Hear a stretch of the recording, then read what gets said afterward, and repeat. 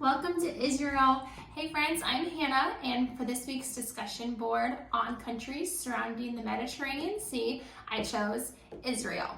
So Israel is a country on the southeastern border of the Mediterranean Sea. Over 8 million people live there, and the landscape is pretty diverse because they have mountain ranges, beachfronts, plains and valleys, so it makes it a great place to grow lots of different vegetables, including cucumbers, sweet potatoes, eggplants. Israel's people are also diverse because they have many Jews who live there who come from all different parts of the world, and they also bring their food and traditions back with them. Many of the people who live in Israel are Jews and follow a kosher diet, so that is also something that you have to take into consideration when talking about foods from Israel. All right, so as you can see, I have several different foods here. The first one I'm going to talk about is this Israeli couscous. It's actually usually referred to as pitzum in Israel, but the more commonly known name over here is Israeli couscous. So it was actually made in the 1950s when Israel was having a shortage of food, and they wanted to have a grain like pasta that seemed to be like rice, but it was made out of wheat. And so that's how they came up with the Israeli couscous. If you get a close look at it here, it actually does look pretty similar to rice, and it could be used in place of rice in many dishes.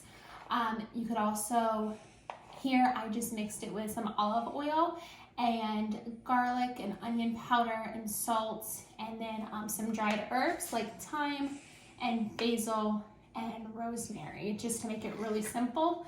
But you can make it you can use it in a lot of different ways. You could use it in a soup, and then like add chicken and vegetables in there, or you could just eat it like this. You can make it as like a cold salad. They also do that a lot over there with olive oil, and then like adding cucumbers and tomatoes into it, and it makes it a really good dish. So I'm gonna try a bite of it here.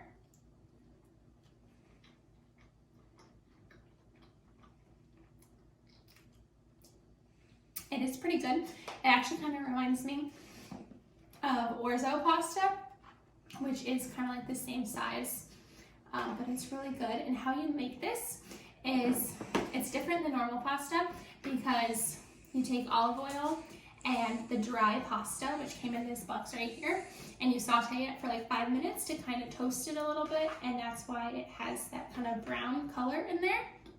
And then you put almost equal parts boiling water on top of this after you've sauteed it, and then you let it boil for about 12 minutes, and then this is the finished product that you get. It was really easy to make. I'll definitely make it again. And then the other dish I have here is falafel.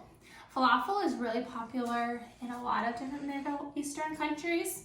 It can be used as a substitute for meat, and a lot of times it's eaten like in a sandwich with pita bread, and then put sauce and then veggies in there as well. I just kind of put it in the bowl by itself, and then I also made this tzatziki sauce here, which I just, for this, it was really easy. I just used some Greek yogurt and lemon juice, garlic powder, onion powder, and some thyme in there. And so this, just kind of drizzle on top there to give the falafel a little bit more flavor. Oops. I'm gonna bite into one of these as well. It's really good.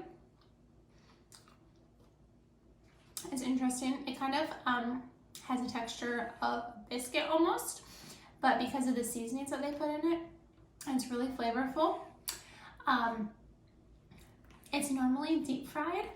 I actually baked it though because that was a healthier option, but it's very crunchy on the outside and then nice and soft on the inside. So the ingredients in the falafel are fava beans and chickpeas, and they grind those up to make kind of like a paste. And then there's also many spices in there. Sometimes they change, but usually they have garlic and onion, and also coriander, cumin, cilantro, and parsley are the ingredients that were in it. So that's all I have for you guys today. Thanks for checking out my Israeli kitchen. For watching.